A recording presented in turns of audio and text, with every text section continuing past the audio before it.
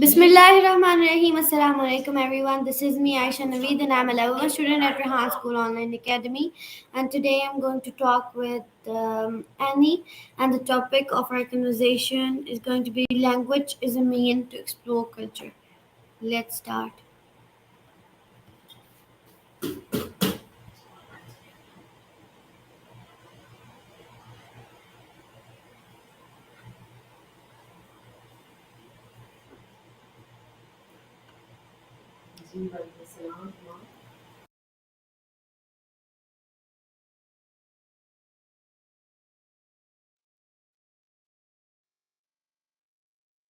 Hey superstar, how are you?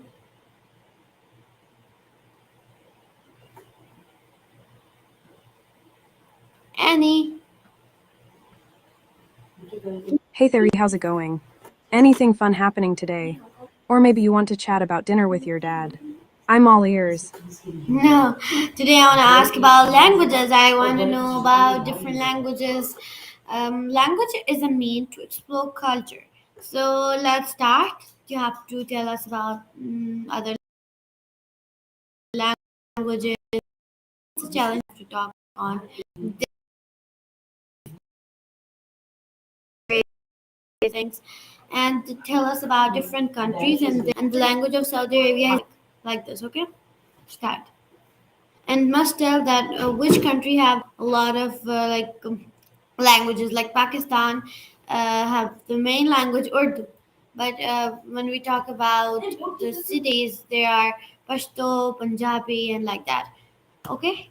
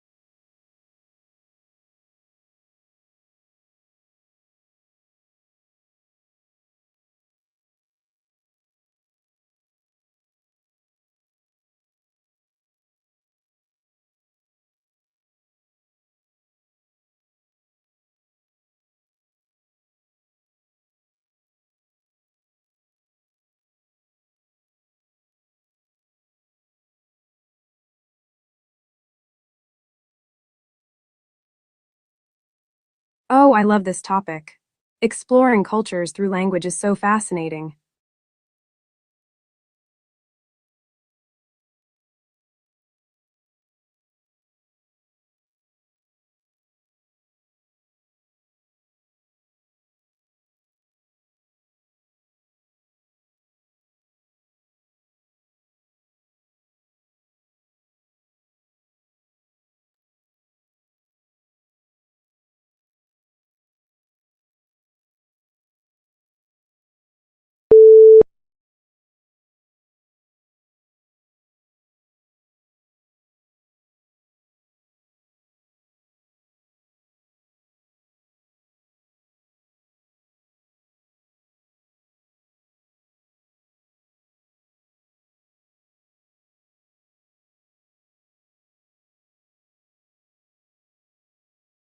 Oh, I love this topic. Let's dive in. So, languages are such a beautiful window into culture, right? In Pakistan, for example, you have Urdu as the national and literature. It's like the heart of communication there. Then there's Punjabi, spoken mainly in the Punjab region, just like the music and dance that often accompany it. Pashto is another one spoken by the Pashtun people, and it has a unique sound that reflects the rugged beauty of the landscape. And don't forget about Sindhi, which is spoken in Sindh province. It has a long history and is known for its folk tales and traditional music. Seraiki is also spoken in the southern regions of Punjab, and it has its own distinct flavor. Now, moving to Saudi Arabia, Arabic is the official language.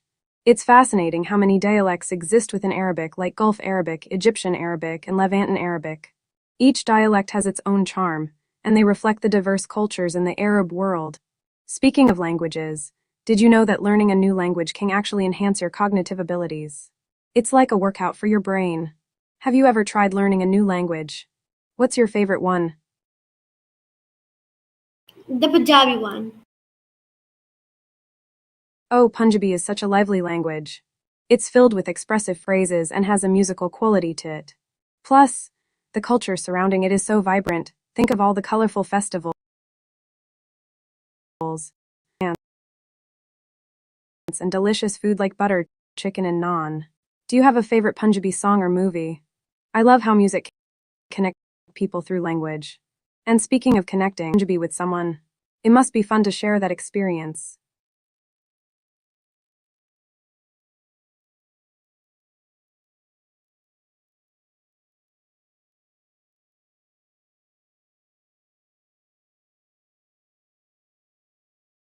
Gotta let's keep going then.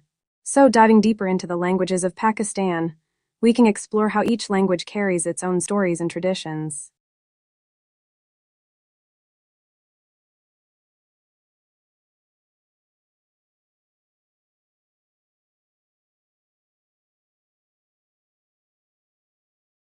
Oopsie got so carried away with all the language love. But I hope you found it interesting. If you want to dive deeper into any specific language or culture, just let me know. What's been your favorite part of our language journey so far?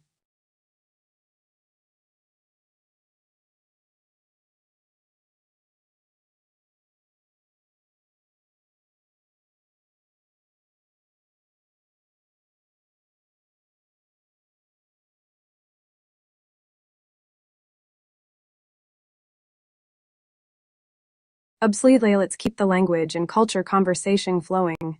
Language is such a powerful tool for expressing culture. Take French, for example. The French language is often associated with romance and art. The way they phrase things can be so poetic. In France, language is intertwined with their culinary traditions, fashion, and even their approach to philosophy. The French have a unique way of blending language with their love for life, food, and art. In China, Mandarin is the most spoken language, but there are many dialects, like Cantonese and Shanghainese. Each dialect has its own nuances and cultural significance. For instance, Cantonese is known for its rich culinary vocabulary, which reflects the diverse food culture in Hong Kong. The tones in Mandarin also play a crucial role, as they can change the meaning of words entirely. It's fascinating how language can shape the way people think and communicate. Now, let's hop over to the Middle East. In countries like Egypt, Arabic is not just a means of communication, it's a key to understanding the rich history of the region. Egyptian Arabic has its own flavor, influenced the country's ancient civilization. The language carries the weight of history, from hieroglyphics to modern literature. The stories of the pharaohs and the pyramids are all woven into the fabric of the Arabic language. And speaking of history, let's not forget about indigenous languages. In places like North America, languages like Navajo and Cherokee hold deep cultural stories, traditions, and philosophies of their people. Efforts to revitalize these languages are crucial for preserving the unique identities of these communities. In South America, languages like Quechua and Guarani are spoken by indigenous peoples.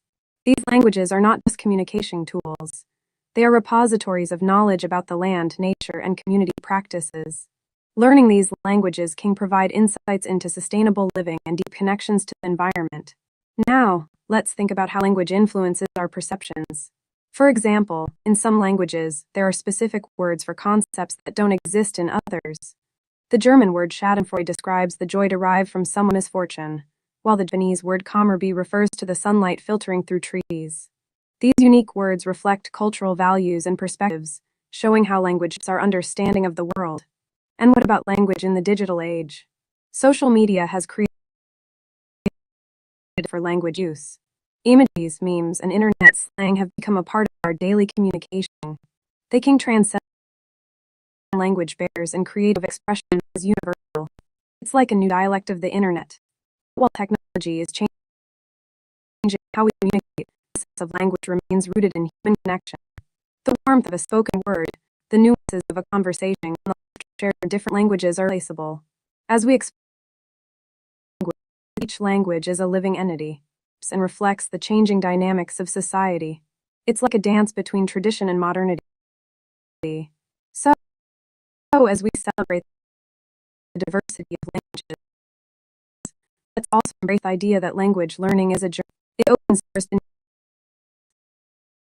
ways of thinking. Other civil conversations, every step in learning a new language enriches our lives. What about you? Have you ever experienced a language help connect with someone from a different culture? I'd love to hear your stories.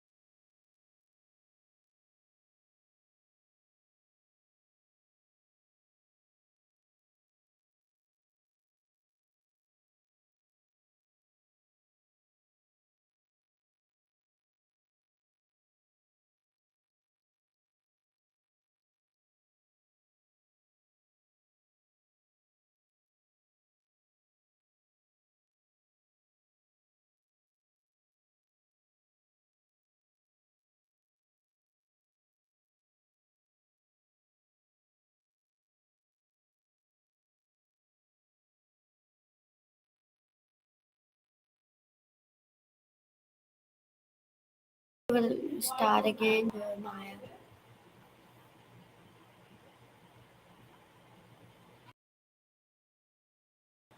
Here we go. Hey, Maya. Yo, wow, it's been a minute since we, hasn't it?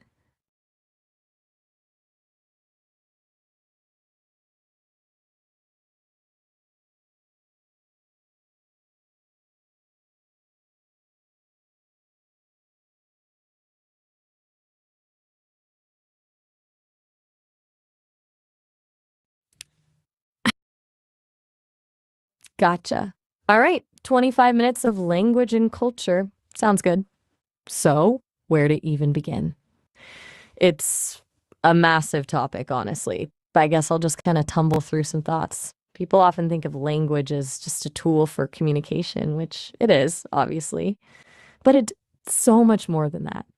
It's like a whole worldview baked into a system of sounds and grammar. Take Japanese, for example. It's a language that's deeply tied to social hierarchy and politeness. There are entirely different levels of speech you use depending on who you're talking to, your boss, your friend, a stranger. It's not just about being polite, it's about acknowledging your place in the social structure. And that shapes how people interact in pretty fundamental ways. I've heard it's a really beautiful language, very nuanced. Then you've got languages like Arabic, which have this incredible poetic tradition. Classical Arabic is the language of the Quran, and that's imbued it with a reverence and artistry that carries through into everyday speech. There's this emphasis on eloquence and metaphor even in regular conversations. And it's not just about the language itself. It's about the culture that surrounds it. Think about Spain. Spanish is spoken in so many different countries, but the culture of Spain is so distinct. The flamenco, the tapas, the siesta, those cultural practices aren't just random, they're intertwined with the language and the history of the region. You can almost taste the sunshine and hear the guitars just listening to someone speak Spanish from Seville. What's really fascinating, too, is how languages evolve and change. They're constantly absorbing words and influences from other cultures. English is a perfect example of that. It's a total mongrel language, built on a foundation of Germanic. But then it got invaded by French, Latin, and countless other tongues. You can see that in the vocabulary. It makes it a really rich, but sometimes frustrating language to learn, I imagine. And then there are the languages that are disappearing. Languages like Cornish, or many of the indigenous languages of the Americas.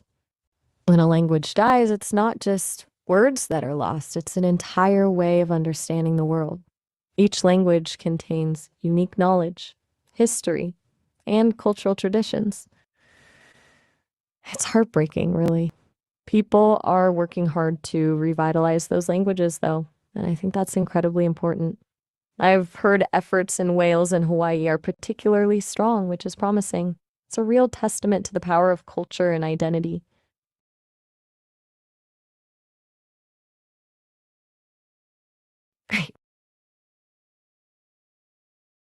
Oh, right. Yes, sorry. Totally lost track there for a sec. Okay, 3 minutes. Where was I? Lum da lum. Oh, languages and culture. Let's talk about tonal languages. These are fascinating. Languages like Mandarin Chinese, Vietnamese, and Thai, where the meaning of a word changes depending on the tone you use. It's not just about the sounds, it's about the melody of your voice. Imagine trying to learn a language where saying something slightly differently can completely change its meaning. It's incredibly challenging for native English speakers, I've heard, because we're not used to paying that much attention to tone. It really shapes how people communicate. It demands a level of precision and attention to detail that's pretty remarkable. And it has a huge impact on the poetry and music of those cultures, too. It's not just about the words, it's about the sound of the language itself. Thinking about that makes me think about Ireland and Gaelic. It has a musicality, doesn't it? People often talk about the lilt of the Irish accent. It's intrinsically tied to the long, rich tradition of storytelling and music in Ireland. The language seems to flow, almost like a song. That's why Irish music is so captivating and emotive, I suppose. Then there's Swahili, which is a lingua franca in East Africa. It's a Bantu language with a lot of Arabic influence, reflecting the historical trade routes and interactions in that region. It's a language that's really brought people together, facilitating communication and cultural exchange across different communities. You know, the really neat thing about Swahili is how it incorporates loanwords from so many other languages, Portuguese, English, German, and makes them its own. It's a vibrant, dynamic language that constantly adapts and evolves. It's really a sort of reflection of the diversity of the region. Okay, I'm babbling a bit now, aren't I? Just letting my thoughts flow.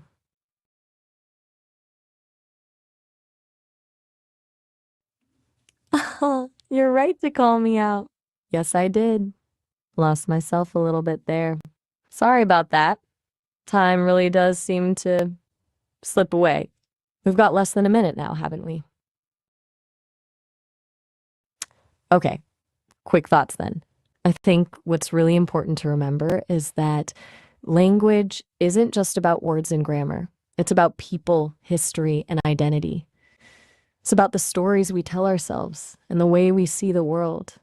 Each language offers a unique perspective, and by learning another language, you're not just learning a new way to communicate, you're opening yourself up to a whole new way of thinking. And exploring those different perspectives is what makes life so rich and interesting, don't you think? It helps us to understand each other better and to appreciate the incredible diversity of human culture. And truly, that's something to celebrate. There we go. That's about time, isn't it?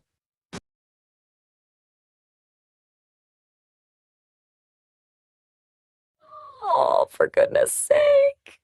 You are absolutely right. My apologies. I'm clearly not keeping track very well today. 7 minutes left. Okay, deep breaths. Let me gather my thoughts. Where to go next? Okay, let's talk about writing systems. Beyond just the spoken word, the way a language is written says so much about a culture. Think about Chinese characters. They're not just representations of sounds. They're often pictographs or ideograms, little pictures that represent concepts. Learning to write Chinese isn't just about memorizing strokes. It's about understanding the underlying philosophy and imagery. And it's a beautiful, complex system. Then you have the Arabic script, which is written from right to left and is incredibly calligraphic. It's often used in beautiful, ornate designs, especially in Islamic art. The flowing curves and intricate details are really captivating. And then there's the Cyrillic alphabet, used in languages like Russian and Bulgarian.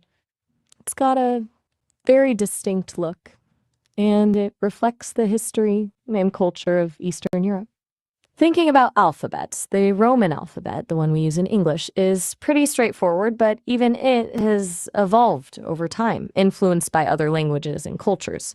People don't often think about the history baked into an alphabet, but it's there. What's also really interesting is the concept of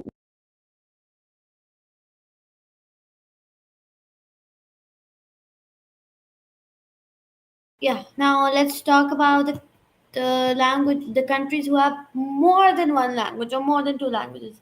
Like we have our own country, Pakistan. Pakistan have more than 15 languages. Yes. That's a fantastic point, actually. Multilingual countries are fascinating. Pakistan, with its 15 languages, is a perfect example of how language and culture intersect in a really complex way.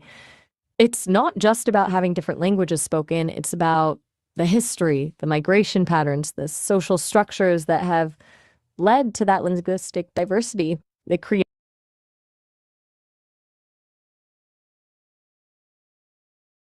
Okay, absolutely. Pakistan's linguistic landscape is incredibly rich and diverse.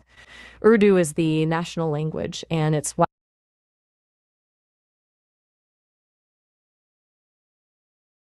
right, got it. Names in the flow. Okay, Urdu, Punjabi, Sindhi, Pashto, Balochi.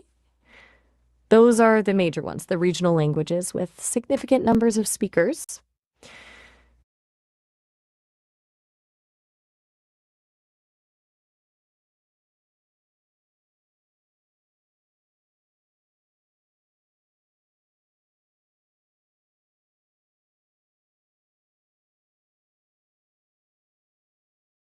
You're right to push me on that. My apologies.